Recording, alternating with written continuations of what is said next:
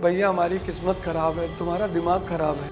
95% बच्चा आज खुद से झूठ बोल रहा है। आप बहुत पढ़ते हैं, आपको आता कुछ नहीं। टॉपर्स के आसमान से तो गिरे नहीं, स्पेसिफिक चीजें टॉपर्स करते हैं। अगर आप भी वो चीजें करोगे तो आप भी टॉपर के कैटेगरी में आ जाओगे। सिर्फ 3 स्टेप्स फॉलो करनी है आपको, ये फॉलो कीजिए, हो जाएगा। चलो यार बढ़िया कहानी सुनाता हूँ। 2 दोस्त होते हैं, एक का नाम है अमित और एक का नाम है सुमित। दोनों साथ में ही पढ़ते हैं। अमित पढ़ता है रोज 6 घंटे के लिए, जबकि सुमित पढ़ता है रोज 4 घंटे के लिए। दोनों की कोचिंग सेम है, दोनों की टीचर सेम है, दोनों एक ही टाइप की किताब पढ़ते हैं। लेकिन जब रिजल्ट आता है तो पता चलता है कि अमित के आ गए हैं 82%, जबकि सुमित के आए हैं मार्क्स 94%। सुमित अब टॉपर सुमित बन चुका है। अमित सुमित से जाके पूछता है कि भाई तेरे इतने मार्क्स कैसे आ गए, तूने एग्जैक्टली क्या किया है। सुमित कहता है यार मैंने अलग कुछ नहीं किया, लेकिन तूने 3 गलतियां की है जिसकी वजह से तेरे मार्क्स कम आए हैं। सुमित अमित की गलतियां बताना शुरू कर देता है। गलती नंबर 1 वो है डिस्ट्रैक्शन। सुमित पूछता है अमित से यार तू कितने घंटे के लिए पढ़ता है। अमित कहता है 6 घंटा। तो सुमित कहता है तू 6 घंटे के लिए नहीं पढ़ता है, तू जब पढ़ने के लिए बैठता है तो कई बार तो यूट्यूब शॉर्ट्स, इंस्टाग्राम, व्हाट्सएप चला लेता है।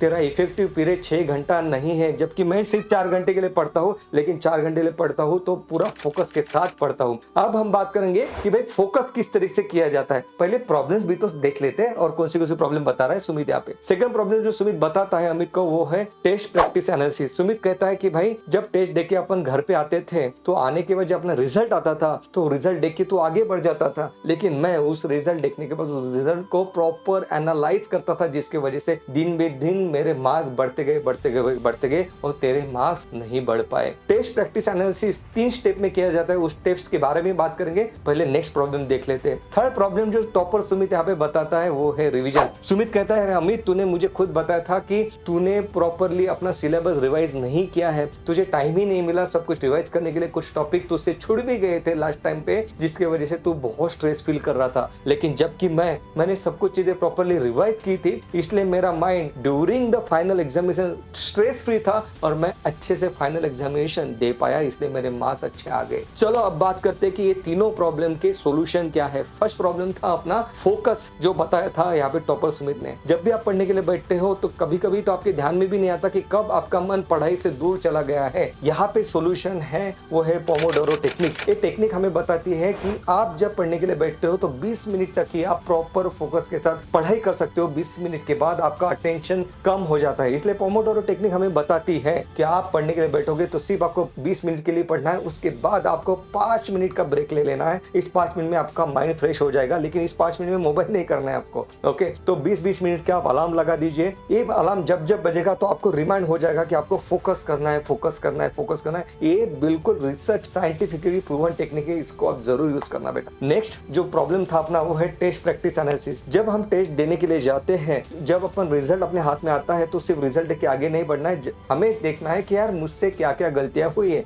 एनालिसिस किया जाता है 3 स्टेप में। नंबर 1 स्टेप है कि जो सवाल मुझसे गलत हुआ उसका रीजन क्या है, क्या वो मुझे नहीं याद आया या मुझे याद आया लेकिन मैं कंसेप्ट को अप्लाई नहीं कर पाया। ये स्टेप 1 में हम देखते हैं। स्टेप 2 हमें पूछना है खुद से सवाल, क्या नेक्स्ट टाइम अगर इस पर्टिकुलर सवाल को ट्विस्ट किया जाएगा तो क्या उसका मैं आंसर दे पाऊंगा। आपको प्रॉपरली एनालाइज करना टेस्ट को। नंबर 3 स्टेप जो आपको लेनी है टेस्ट प्रैक्टिस एनालिसिस में वो है कि इसको आपको नोट डाउन कर लेना है। जो गलती आपसे हुई है उसको, जो मेन बुक से आप पढ़ रहे हो वहां पे इस गलती को लिख लो, स्टार मार्क करके लिख लो या कोई स्पेशल साइन करके लिख लो। मैं उसको के डॉक्टर कुणाल का के करके मैं उसको नोट डाउन कर लेता था कि ये सवाल मेरा ऑलरेडी गलत हो चुका है, अभी नेक्स्ट टाइम गलत नहीं होना चाहिए। Number 3 problem revision. देखो बहुत से लोग ये गलती करते हैं, वो कहते हैं कि मेरी एग्जाम मार्च में है, मेरी एग्जाम अप्रैल में है, तो 1 महीना पहले मैं रिवाइज करना शुरू कर दूंगा। ये सबसे गलत टेक्निक है रिवीजन की। रिवीजन कभी भी लास्ट मोमेंट पे नहीं की जाती। हमेशा याद रखना जो भी कुछ आपने पढ़ा है उसको आप रिवाइज नहीं कर पाओगे तो सब कुछ आपका वेस्ट हो जाएगा, इतनी मेहनत आपकी वेस्ट हो जाएगी।